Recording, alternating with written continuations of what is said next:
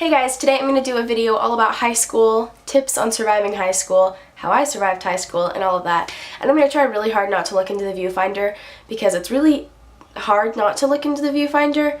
But I was on the phone with my best friend a few minutes ago and she was like, you never look at the lens, you just look at the viewfinder. And I was like, oh crap. Okay, so here I am looking into your souls in the camera.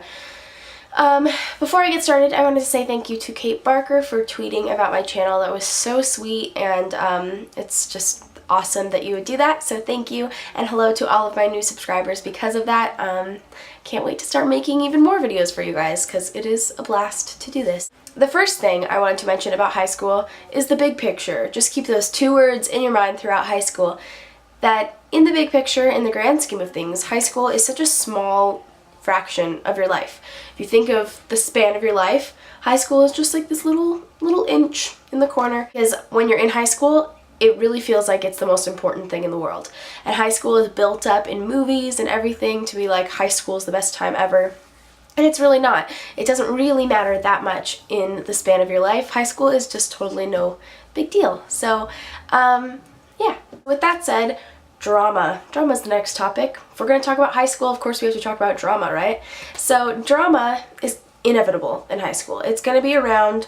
You're going to be caught in the middle of two people fighting. You're going to have to play referee or something. You can choose to be the kind of person that lets drama roll off their back and it doesn't really matter and you're never really a part of it too much, or you can really keep it going and really be a part of the drama and dig deeper in it, and it creates like this festering, gross, dramatic thing, volcano that might erupt someday and everyone will die. That's not a realistic analogy. Am I qualified to talk about this? I just graduated high school, so I don't know if I am qualified, but whatever. So drama is inevitable, but you decide how you react to it. And you can be known as the girl who is always dramatic, always involved with everybody's stuff, always, talking bad about somebody, or you can be the girl that lets things roll off your back and everything's not really that big of a deal and you're looking at the big picture of your life and that whatever is happening in high school really isn't that big of a deal. So that's what I tried to do in high school. Obviously there were times when I was part of the drama or talked bad about somebody and just added to it, but I tried really hard. And overall, I had a really good high school experience. In line with drama, it is really important not to talk about people, whether you're talking good or bad. Don't talk about people to other people, because you never know who's going to be your friend, who is not going to be your friend, and it's just a good idea in general to not talk about people. There's definitely times where somebody would make me feel really comfortable, like I could trust them, confide in them, and I would start talking, and I would not be able to shut up, and I'd be like, yeah, did you hear what they did, and did you hear what they said?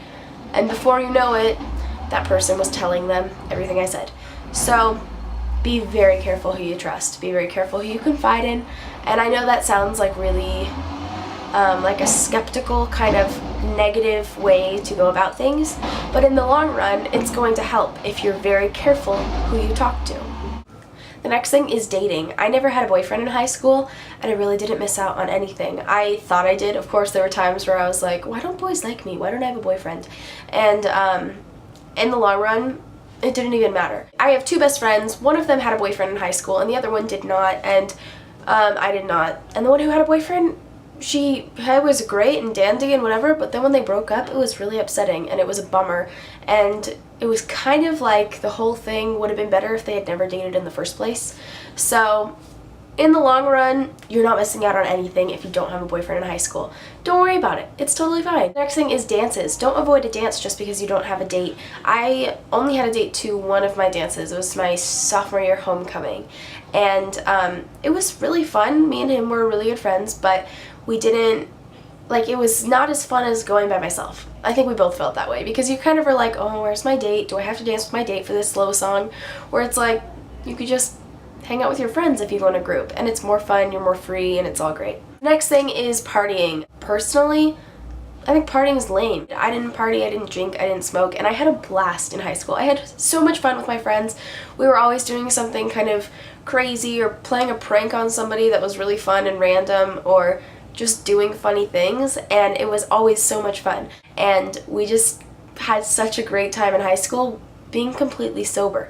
So if there is anything in this video that I didn't address, any specific situation you would like me to give you advice on or anything, or if you have questions about my specific high school experience, please leave a comment below and I will do a part 2 to this video, a follow-up, and I would love to answer your guys' questions. So thank you so much for watching, and I will see you in my next video. Bye!